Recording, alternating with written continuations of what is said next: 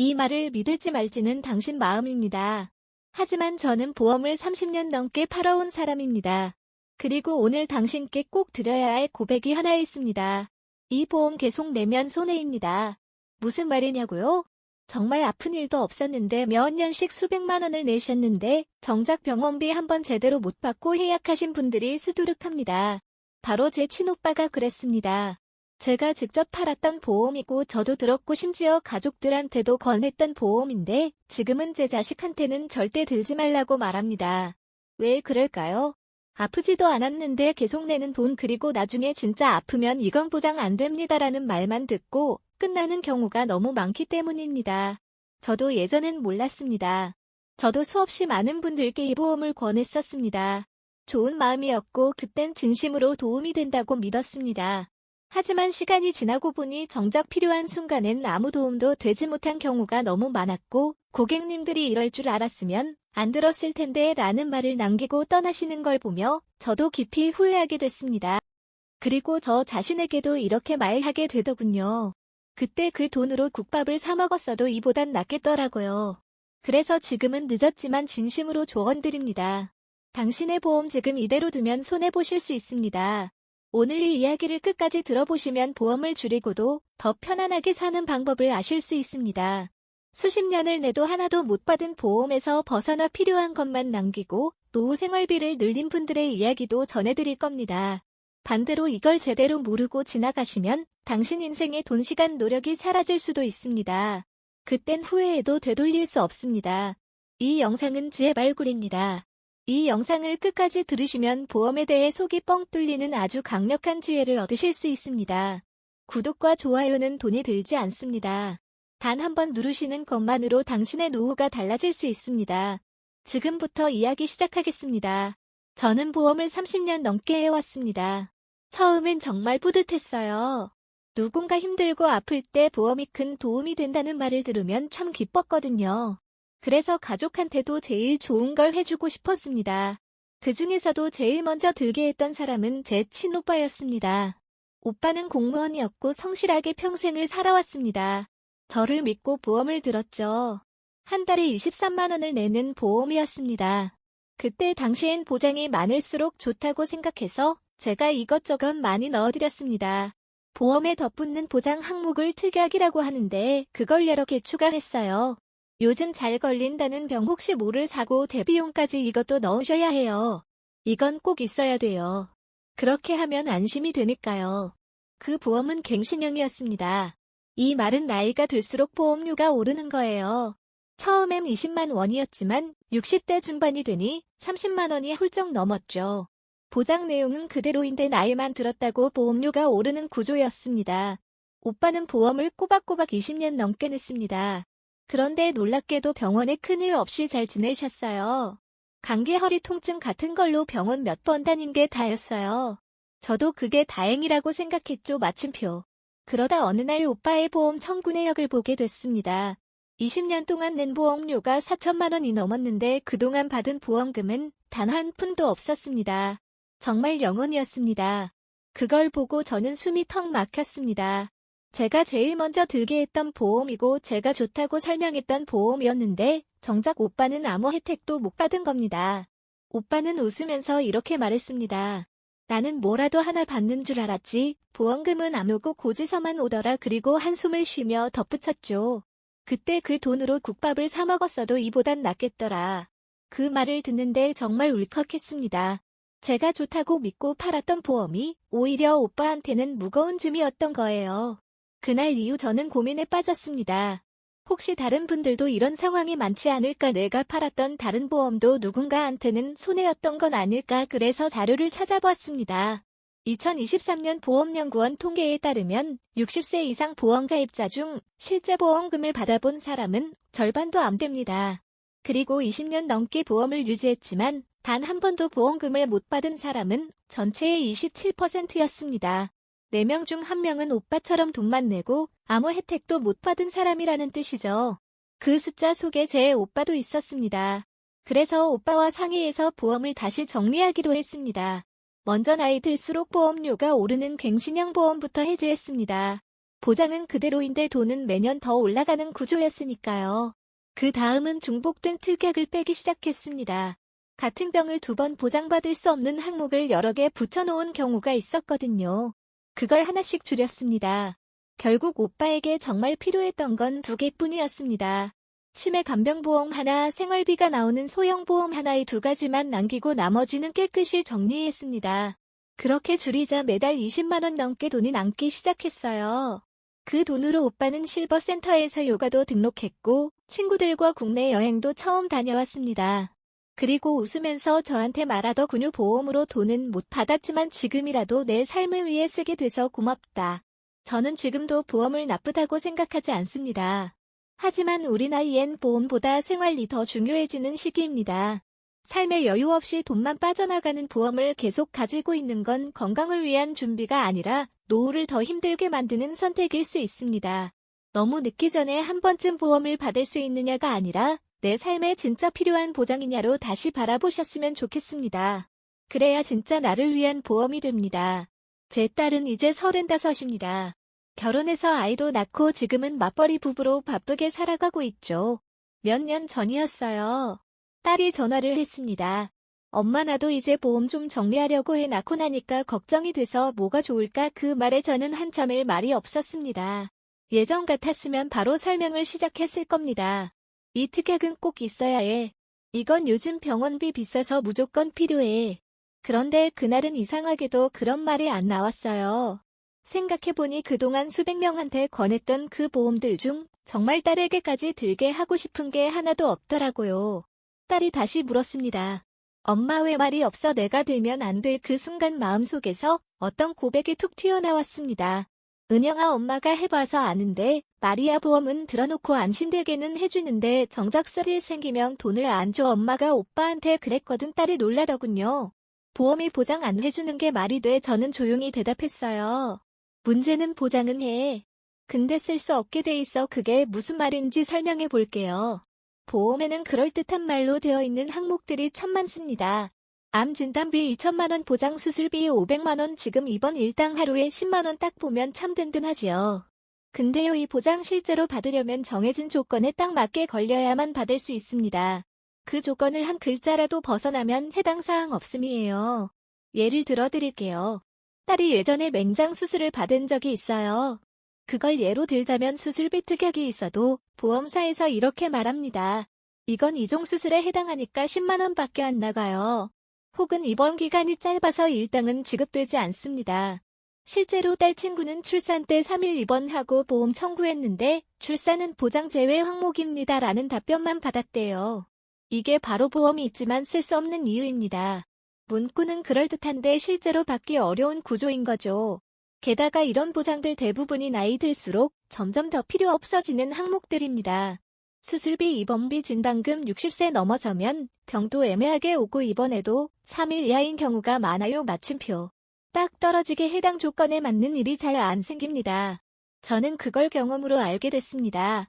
오빠도 제가 도와드렸던 다른 고객님들도 다 똑같이 말했어요.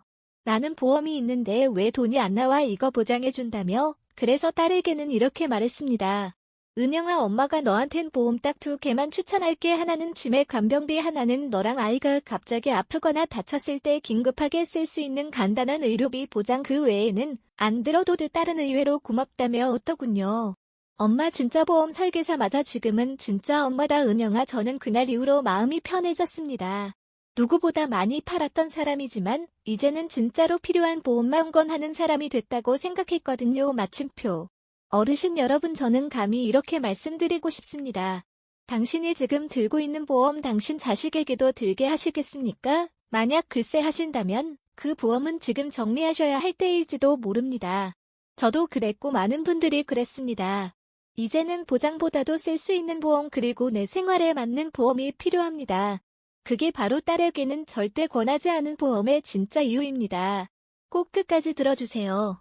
이 이야기는 보험을 드셨던 분이라면 누구나 한 번쯤 겪을 수 있는 일입니다. 게다가 이걸 미리 알았더라면 진짜로 도움됐을 그런 안타까운 사연입니다. 제가 몇 년 전에 만난 한 고객님이 계십니다. 올해 71살 되신 남자분이었어요. 마침표. 경기도 외곽에서 혼자 분식집을 오래 운영하시다가 몸이 힘들어서 가게 문을 닫으셨대요. 그분이 저를 찾아오셔서 보험금 좀 받았는데 이상하게 생활이 더 힘들어졌어요. 이렇게 말씀하시더군요. 저는 깜짝 놀랐습니다. 분명히 보험금이 들어왔으면 생활이 좀 편해졌어야 하잖아요. 알고 보니까 그분은 위암 진단을 받고 수술도 잘 끝내고 보험금으로 2천만 원 넘게 받으셨어요. 그런데 그 다음부터 일이 꼬이기 시작한 겁니다. 먼저 기초연금이 깎였습니다. 갑자기 돈이 들어오니까 정부에서는 이분은 여유가 있다고 본 거예요. 복지센터에서 받던 의료비 지원도 끊겼고 병원에서 할인되던 것도 사라졌어요. 그리고 얼마 후 세무서에서 고액 수령자 확인이라는 이름으로 소득 신고 관련 문서가 날아왔습니다. 보험금은 사실 소득이 아니거든요. 마침표. 그런데도 돈이 한꺼번에 들어오니까 국가 시스템에서는 있는 사람처럼 처리된 겁니다. 그분은 저한테 이렇게 말했습니다. 선생님 보험금 받을 땐 좋았는데 그 다음부터 혜택이 다 끊기고 결국 생활이 더 팍팍해졌어요. 이게 정말 말이 안 되는 것 같지만 실제로 종종 일어나는 일입니다. 보험이란 게 받을 땐 참 뿌듯하죠. 마침표. 근데 막상 받고 나면 생활에 도움이 되는지 아닌지는 또 다른 문제라는 걸 저는 그때 처음 느꼈습니다. 그래서 이 얘기를 듣고 계신 여러분께 정말 중요한 말씀을 드리고 싶어요. 마침표. 첫째, 보험금을 많이 받는 게 다 좋은 건 아닙니다. 특히 한꺼번에 많이 받으면 정부에서 주는 연금이나 복지 혜택이 줄어드는 경우가 있어요. 이건 보험회사에서는 절대 알려주지 않습니다. 둘째, 병원비 많이 받았다고 좋아할 일이 아닙니다. 실손보험은 병원비를 많이 받으면 다음에 보험료가 확 올라가는 경우가 많아요. 병원에 자주 갈수록 이분은 위험군이다라고 분류돼서 보험료가 2배, 3배까지 오르기도 합니다. 셋째, 보험금이 생활을 책임져주는 건 아닙니다. 정작 그 돈을 어떻게 쓰느냐 그리고 그 돈이 들어온 다음 내가 어떤 혜택을 잃게 되는지를 알아야 합니다. 그 고객님은 그 후로 보험을 하나씩 정리하셨어요. 갱신될수록 돈이 올라가는 보험은 해약하고 소득에 영향 없는 소액보험만 남기셨어요. 그리고 매달 조금씩 들어오는 생활비 지원보험으로 바꾸셨습니다. 그분은 지금 이렇게 말씀하세요. 보험금 많이 받는 것보다 내 생활에 도움이 되는 보험이 최고입니다. 여러분, 보험은 받기만 하면 되는 게 아닙니다. 받고 나서 내 생활이 괜찮은지 내 혜택이 유지되는지가 더 중요합니다. 지금 당신이 갖고 있는 보험 정말 도움이 되고 계신가요? 아니면 오히려 발목을 잡고 있는 건 아닐까요? 다음 이야기는 조금 조심스럽게 시작해야 할 것 같습니다. 왜냐하면 제게 이 말을 처음 꺼낸 분도 한참 망설이다가 말씀하셨거든요. 선생님, 사실은요, 제가 보험 하나를 아내 몰래 예약했어요. 처음엔 깜짝 놀랐습니다. 무슨 큰일이라도 난 줄 알았죠. 하지만 이야기를 들으면 들을수록 이건 몰래가 아니라 어쩔 수 없이 혼자서 내린 용기 있는 결정이었습니다. 그분은 올해 73이신 남자분이었습니다. 아내분과 함께 연금으로 조용히 살아가고 계셨는데 보험이 4개나 있었어요. 그중 하나는 한 달에 38만 원씩 나가는 보험이었습니다. 그 돈이면 한 달씩 비가 절반인데 보험료로 계속 나가고 있었던 거예요. 이게요, 보장도 이제는 별로 쓸모가 없고 나이 드니까 보험료는 오르고 그냥 계속 내기만 하는 건데 아내는 혹시 모르니까 그냥 두자고만 해요. 그분 말로는 30년 가까이 같은 보험을 들고 있었고 그 안에 들어있는 특약이라는 것들도 대부분 갱신형이라서 해마다 보험료가 조금씩 올라가고 있었다고 했습니다. 특약이라는 게 뭐냐면요, 보험에 덧붙여서 이것도 보장해드립니다 하고 추가한 내용인데 나이 들면 보장보다도 보험료가 더 무섭게 오릅니다. 그걸 아내에게 말하면 그래도 혹시 모르잖아 그냥 갖고 있어라는 대답만 돌아온다고 했어요. 그래서 결국 조용히 혼자 그 보험을 예약하셨습니다. 그 돈으로 뭘 하셨는지 아세요? 커피 자판기 커피가 300원인데 그거 아내랑 둘이 앉아서 마시고 오는 게 제일 행복해요. 그리고 요 달래 집 가서 손주한테 5만 원 슬쩍 넣어주는 재미도 생겼어요. 전에 보험료 나가던 돈으로 그거 하니까 세상이 달라지더라고요. 그 얘기를 들으면서 저는 웃으면서도 코끝이 찡했습니다. 보험을 줄이니까 단순히 돈이 남는 게 아니라 부부 사이도 가족 관계도 조금씩 따뜻해진 거예요. 몇 달 후 아내분이 저한테 전화를 하셨습니다. 처음엔 섭섭하셨다고 해요. 왜 나 몰래 그랬냐고요. 그런데 몇 달을 지켜보니 남편 얼굴에 생기가 돌고 집안 분위기도 좋아지더라는 겁니다. 그래서 이번엔 아내가 저에게 말하셨습니다. 선생님, 저도 하나 예약할까봐요. 마침표. 이젠 혹시 몰라서보다 지금 웃고 사는 게 더 중요한 것 같아요. 이 이야기는 단순히 보험 하나 해약한 게 아닙니다. 30년 넘게 갖고 있던 불안에서 벗어난 이야기였습니다. 혹시 몰라서란 말이 우리 세대에겐 가장 익숙한 말이죠. 그런데 가만히 보면 그 말 때문에 내는 돈이 너무 많고 그 말 때문에 놓친 일상이 너무 많습니다. 보험은 불안을 줄이기 위한 거지 불안 때문에 붙잡고 있어야 하는 건 아닙니다. 어르신 여러분 혹시 당신도 그런 보험 갖고 계시진 않으신가요? 혹시 몰라서 해지 못하고 혹시 몰라서 지금도 내고 있는 하지만 한 번도 제대로 써본 적 없는 그런 보험이요? 그렇다면 지금이 딱 한 번쯤 돌아볼 때입니다. 보험은 혹시가 아니라 확실히 쓸 수 있는 것만 남기는 게 진짜입니다. 이제부터 말씀드릴 내용은 이 영상에서 가장 중요한 이야기입니다. 지금까지 보험 때문에 고민하셨던 분이라면 꼭 끝까지 들어주세요. 보험을 줄인다고 하니까 걱정하시는 분들도 계십니다. 괜히 잘못 정리했다가 나중에 큰일 나면 어떡하나 그래도 오래 냈으니까 갖고 있어야 하지 않나? 저도 그 마음 너무 잘 압니다. 왜냐하면 저 역시 그런 마음으로 30년 넘게 보험을 팔았고 가족에게도 그렇게 했던 사람이니까요. 하지만 제가 만난 수많은 분들이 보험 다이어트를 하고 나서 공통적으로 하시는 말씀이 있습니다. 살 것 같아요. 매달 돈 빠져나가던 그 스트레스에서 벗어나니까 진짜로 숨이 쉬어져요. 보험은 줄인다고 나빠지는 게 아닙니다. 불필요한 걸 걷어내고 진짜 필요한 것만 남기는 거 그게 바로 보험 다이어트입니다. 그럼 여기서 보험 다이어트를 하려면 무엇부터 시작해야 하는지 정확하게 정리해 드릴게요. 앞으로는 이 5가지만 기억하셔도 충분합니다. 첫째, 꼭 필요한 보장은 생활비와 간병비입니다. 60대 이후부터는 수술비보다 생활비가 더 중요해집니다. 매달 고정적으로 나오는 소액의 생활자금보험 치매간병비나 요양생활비는 꼭 남겨두세요. 이건 병원비보다 더 현실적인 돈입니다. 둘째, 갱신형 보험은 가능한 정리하세요.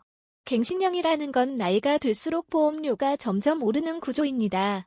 처음엔 괜찮아 보여도 70대, 80대 가면 한 달에 4,500만 원까지 올라갑니다. 그때 되면 대부분 해약하게 돼요. 마침표. 차라리 지금 정리하고 그 돈으로 삶의 여유를 주세요. 셋째, 겹치는 보장은 하나로 줄이세요. 보장 금액이 많다고 여러 개를 들 필요는 없습니다. 암 진단비도 2개, 3개 중복돼 있으면 실제로는 한 번만 나오는 경우가 많습니다. 특약이 많다고 든든한 게 아닙니다. 보험보다는 정확히 쓸 수 있는 보장 1~2개가 훨씬 낫습니다. 넷째, 실손보험은 꼭 점검하세요. 실손보험은 병원비를 보장해주는 좋은 보험이지만 병원에 자주 가면 보험료가 올라갑니다. 또 낸 만큼 못 돌려받는 분들도 많아요. 너무 오래된 실손은 보장 범위가 좁은 경우도 많으니 한 번은 전문가랑 점검 받아보시는 걸 권합니다. 다섯째, 보험보다 중요한 건 지금 웃고 사는 삶입니다.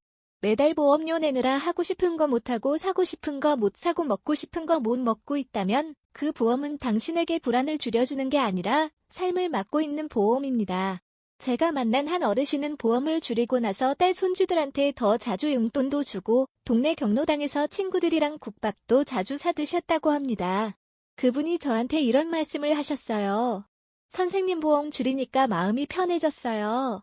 돈보다도 마음이 가벼워진 게 제일 좋아요. 맞습니다. 보험은 불안해서 드는 게 아니라 삶을 지키기 위해 드는 겁니다. 그런데 그게 오히려 당신의 삶을 무겁게 만들고 있다면 이제는 바꿔야 할 때입니다. 지금까지 제 이야기를 조용히 끝까지 들어주신 여러분 진심으로 고맙습니다. 혹시라도 이건 내 얘기인가 싶으셨다면 오늘 이 시간이 분명 도움되셨을 겁니다. 저는 보험을 줄이면서 알게 됐습니다. 보험이 많다고 든든한 게 아니라 쓸 수 있고 부담되지 않는 게 진짜 좋은 보험이라는 걸요. 불안 때문에 드는 보험이 아니라 삶을 지키기 위한 보험이 필요하다는 것도요. 그리고 지혜발굴에서만 드리는 작은 선물 같은 옛날 이야기가 하나 들려드리겠습니다. 옛날 어느 마을에 소를 무척 아끼는 할아버지가 있었습니다. 이 소는 자식처럼 키운 소였고 늘 이렇게 말하곤 했어요. 이 소 팔면 안 돼. 평생 내 짝이야. 그런데 그 소는 나이가 들수록 밥은 많이 먹고 일은 못하고 마을에서 제일 말썽만 피우는 늙은 소가 됐습니다. 그래도 할아버지는 소를 팔지 않았습니다. 혹시라도 언젠가 필요할지 몰라. 마침표. 그러던 어느 날 큰 비가 내려 마을 외양간이 무너졌고 그 늙은 소는 다리를 다쳐 일어설 수 없게 되었습니다. 결국 소를 팔 수도 치료할 수도 없었고 할아버지는 그제야 말했답니다. 그때 소 팔았으면 그 돈으로 국밥이라도 사 먹었겠지. 이 이야기를 듣고 저는 웃으면서도 마음이 찡했어요. 보험도 그렇습니다. 혹시 몰라서 갖고 있는 것 그게 결국 내 삶을 무겁게 만들 수도 있다는 거요. 혹시 지금 당신도 이 보험 혹시 몰라서 그냥 투자하고 계시진 않으세요? 오늘 영상이 그 마음을 한 번쯤 다시 들여다보는 계기가 되셨길 바랍니다. 댓글에 여러분의 생각을 남겨주세요. 저도 정리해 볼게요. 진짜 필요한 것만 남기겠습니다. 당신의 한마디가 누군가에겐 큰 용기와 지혜가 될 수 있습니다. 그리고 혹시 보험 때문에 고민 중인 가족이나 친구가 있다면 이 영상을 꼭 공유해주세요. 오늘 영상 하나가 누군가의 노년을 바꿀 수 있습니다. 구독과 좋아요는 무료입니다. 지혜발굴 채널은 앞으로도 당신의 삶을 더 가볍고 따뜻하게 만들 지혜를 찾아 나서겠습니다. 다음 이야기에서 또 만나요. 고맙습니다.